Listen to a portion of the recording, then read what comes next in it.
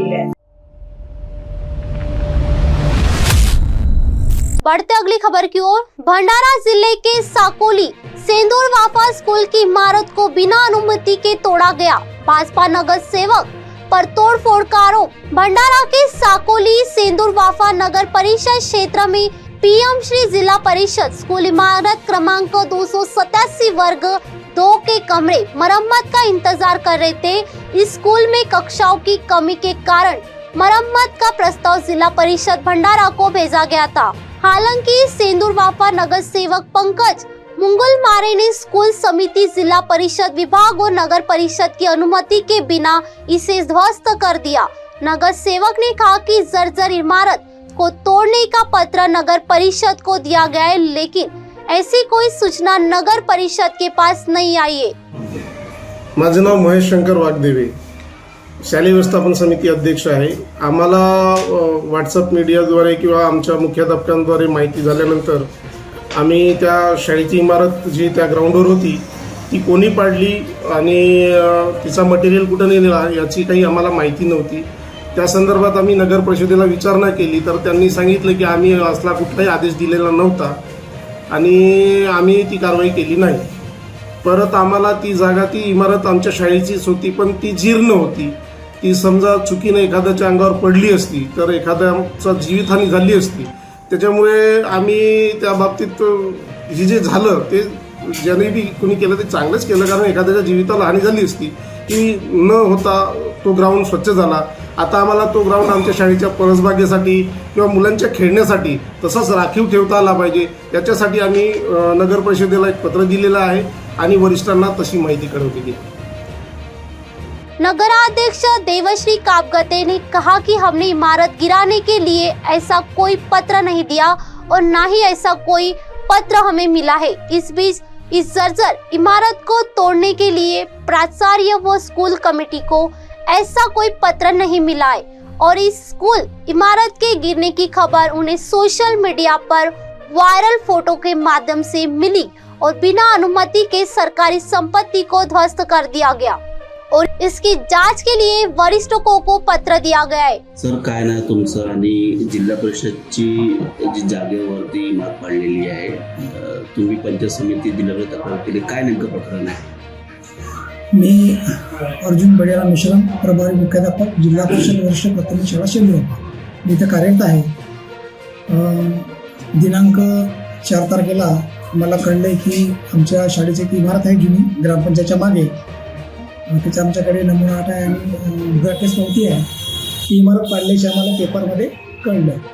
त्यानुसार आम्ही कळल्यामुळे त्या ठिकाणी नगर परिषदेत ट्रॅक्टर आणि आम्हाला JCB दिसली फोटोमध्ये, त्यानुसार ही कारवाई नगर परिषद गेली असेल असा आमचा विश्वास झाला आणि म्हणून आम्ही नगर परिषद मुख्याधिकाऱ्यांना पत्र पाठवलं की ही इमारत कोणाच्या आदेशाने पाडली। तेव्हा नगर परिषदेने आम्हाला सांगितलं की ही इमारत म्हणजे आम्ही पाडलेली नाही किंवा आम्ही कोणत्याही प्रकारचा आदेश दिलेला नाही। हे सर्व करताना शाळा व्यवस्थापन समिती आमची आहे त्या व्यवस्थापन समितीकडे ठरलं गेलं आणि म्हणून आपण माहिती मागितली। त्यानंतर नकार दिल्यानंतर आम्ही पंचायत समिती कार्यालयाला BDO आणि गटशिंग अधिकारी माननीय यांना आम्ही माहिती कळवली की आमच्या शाळेची जी जुनी जीर्ण इमारत होती ती इमारत पाडल्या गेली आहे। अशा प्रकारे माहिती कार्यालयाला कळवलेली आहे। कार्यालयाला आम्हाला पत्र दिलं की तुम्ही आपल्या व्यवस्थापन समितीशी निर्णय घ्या आणि योग्य तो काय तो आम्हाला निर्णय कळवा।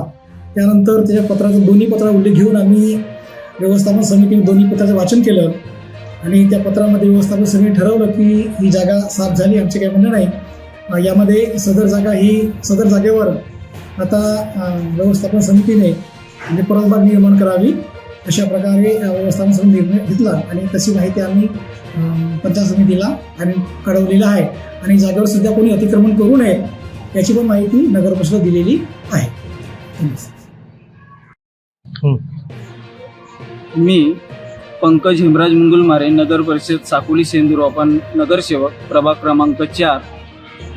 मी दिनांक 18/3/2026 जिल्हा परिषद प्राथमिक शाळा जे जीर्ण झाली होती, जुनी 40 ते 45 वर्षापूर्वीची व पडीत होती, त्या सपाटीकरणासाठी मी एक निवेदन दिलं होतं नगर परिषदेला। त्या ठिकाणी अवैधरित्या कामं चालू होते व त्या इमारतीमुळे, पडीत इमारतीमुळे लहान मुलांना जीवित आणि हानी होण्याची शक्यता होती. मला गावकऱ्यांनी मागणी केली की ती पडीत इमारत आपण सपाटीकरण करण्यात यावी. तर मी नगर परिषदेला एक निवेदन दिलं 18/3/2026ला. 1 मे 2026ला मला तिथं JCB व ट्रॅक्टरने काम करताना दिसले. तर मला असं वाटलं की माझ्या निवेदनाची दखल घेण्यात आली नगर परिषदद्वारे.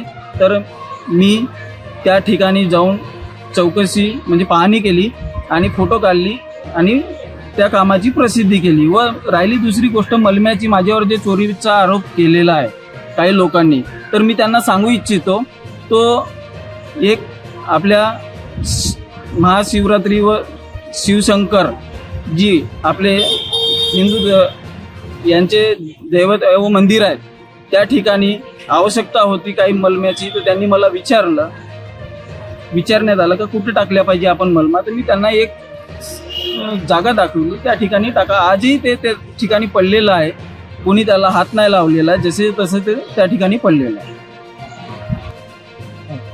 नमस्कार, मी देवश्री मनीष काबकते, नगराध्यक्ष साकोली शेंद्रुवापा. जी शेंद्रुवापामध्ये जी इमारत पडली आहे, जीर्ण झालेली मलबा म्हणून होत आहे, मी आधी बघितलंय तिथे जाऊन. लोकांची पण मागणी होती की ते येत्या काळामध्ये ती पाडावी आणि त्याच्यात छान ग्राउंड करून द्यावं किंवा प्राथमिक शाळेसाठी गार्डन वगैरे असं करायचं होतं. परंतु ते जे मंजूर करायचं होतं पत्र शासकीय समोर ते झालं नाही. परंतु लोकांचा हा हेतू चांगलाच आणि नगरसेवकाचा सुद्धा हेतू चांगलाच होता, एवढं मी बोलू शकतो. तुमची कडून परवानगी देण्यात आलं होतं का पार्टीचं? नाही.